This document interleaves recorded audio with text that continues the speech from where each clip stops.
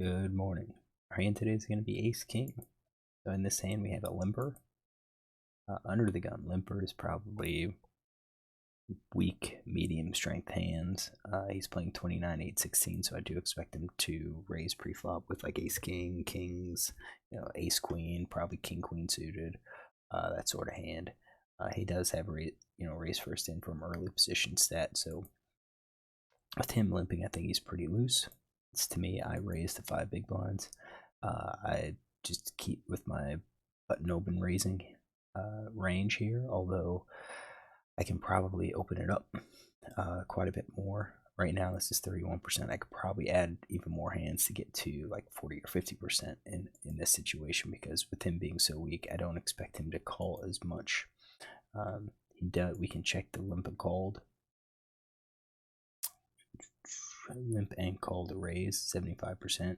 So, I mean, he's getting rid of some of his hands, but he's continuing with all of these weaker hands. So we might be able to take advantage of that. The player of interest is this guy, Villain One. He's only been at the table one time. I do have some notes, and I believe it is from this hand, so I don't want to look at it. I don't want to compromise my hand read on this. So Villain One calls.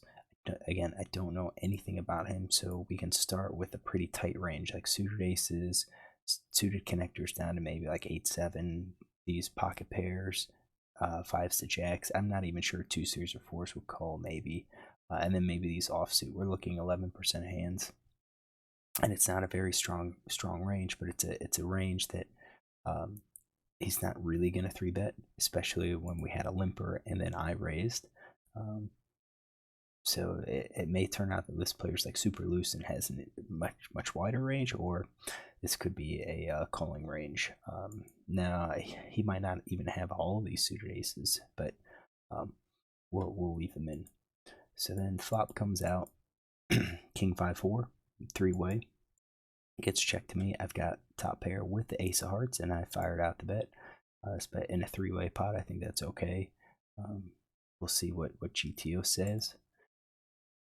Villain One calls, turns the ace, giving me 2 pair, and now Villain One leads into me for 32. And at this point, it's like, what is he doing this with? I mean, he bet.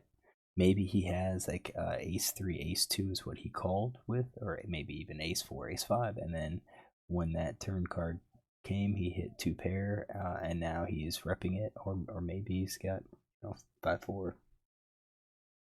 Who knows? But I called. River was a king, put the heart up there. Now at this point, I don't worry about the heart. He shoves all in.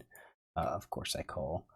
So really, decision I think is that flop in the turn, and help with this read. So let's check out GTO. First player out of position. They should be checking. I think that's no big deal. No big surprise. And then yeah, I'm going to be betting 79% at the time. I think that agrees with my pre-flop raise here. Since I raised, I'm going to be c-betting big part of the time, and especially since that king hits my range. So I bet. And then Villain should be calling. He's going to be doing some check raising. Not sure if he does that or not, but I do think he's going to be calling with hands like weak pair, maybe. I mean, since he called, possibly he calls with weak pair. I'm not sure if I would have called it. If I had like a 5 or a 4, I'm going to have some other draw with it. So like ace 4, maybe. I think you can probably just fold and be done with it. Same thing with like middle pair. So he calls, and it brings ace of spades. And now Villain bets 32, and this is what we're looking at. What is he betting with? 3 of a kind is what GTO suggests. Sometimes 2 a pair, sometimes top pair. We're going to say he plays GTO and he bet. Now, what do? I do have a call most of the time here. I could raise with like ace king. I think we're raising ace queen as a bluff. No. Top pair, second kicker. and we're raising for value. We're calling. We're raising somewhat for value with that. I think our middle pairs become mostly folds here. Weak pair becomes folds, no hands. Flush draws are just going to be calls.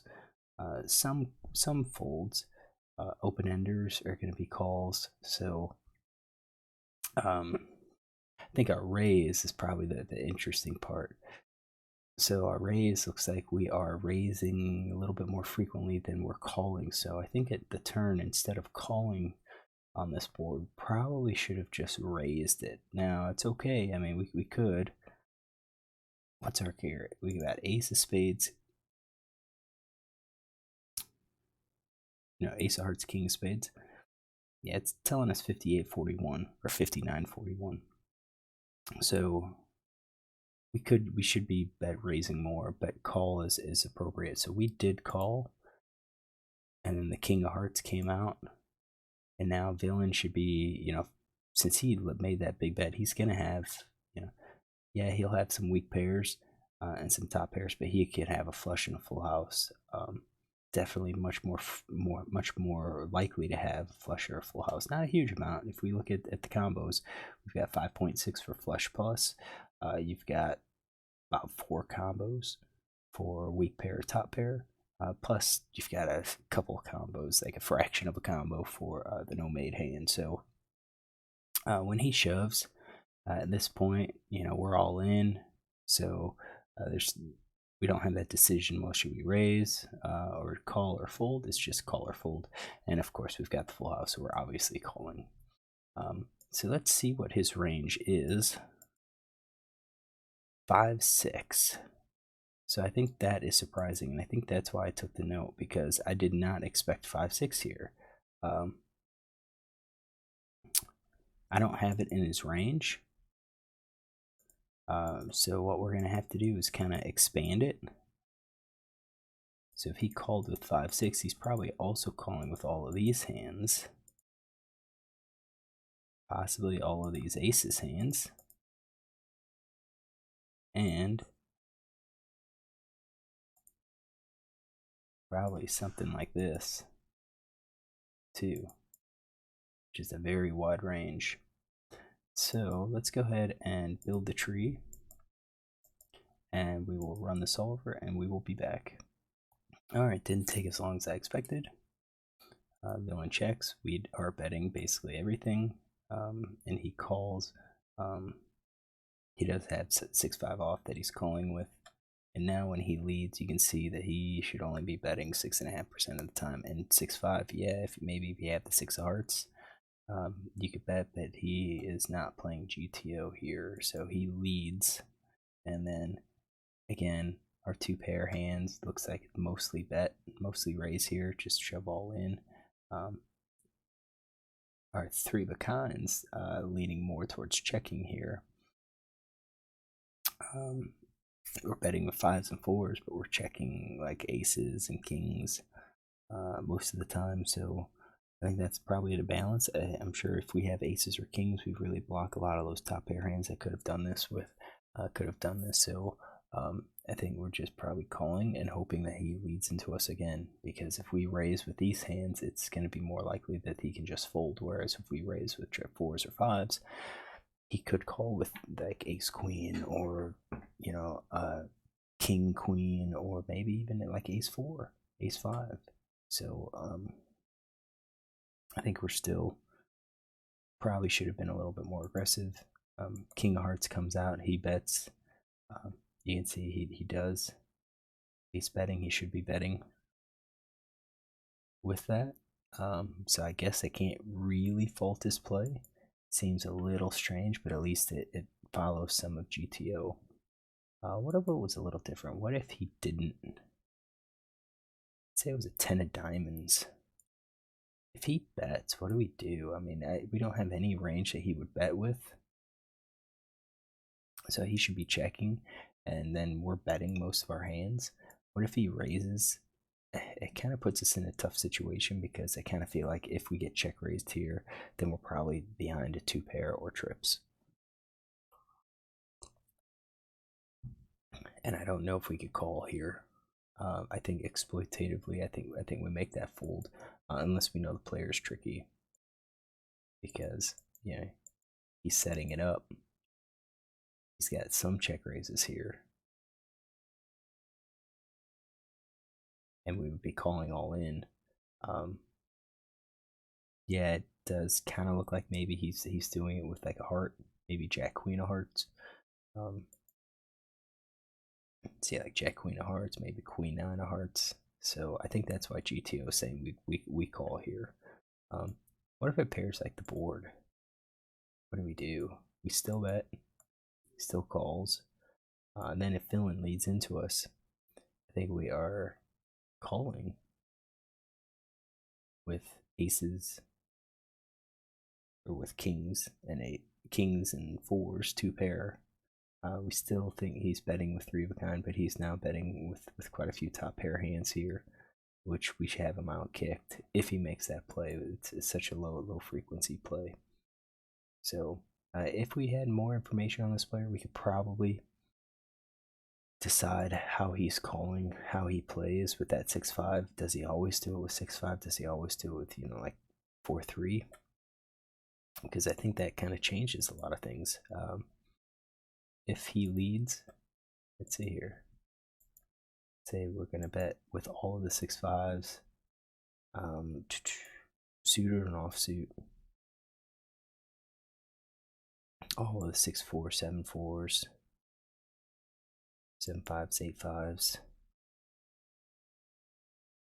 I think 5s and 4s are possibly check raising. And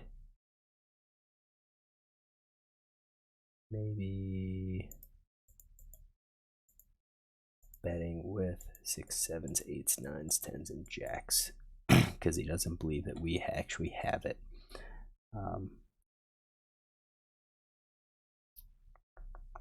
All right, let's run the solar and see what it looks like. All right, we're back. So doesn't really affect our C betting frequency. He bets 35%, and now if he's betting with all of those, it looks like we are raising because we expect him to fold those hands. We call with aces and kings, call with eights because it's possible that villain has 9s, 10s, and jacks. So I understand that. But it looks like if we're playing, we are raising here because he's going to be betting with a lot of weak hands. I think that is playing the player based on their tendencies, and that would be part of GTO. So I did take that note here. So he called button pre-flop raise from small blind with 6-5 off, donk turn on a king 5-4 ace board. So kind of lets me know that he is willing to donk with second pair. All right. Hopefully you enjoyed this. I think overall I could have raised at this point here where he bet 32. I could have just shoved all in, put him to a decision, and not worried about the river. And I would have been way ahead here. So, all right, hopefully you enjoyed this. If you did, look tomorrow for another.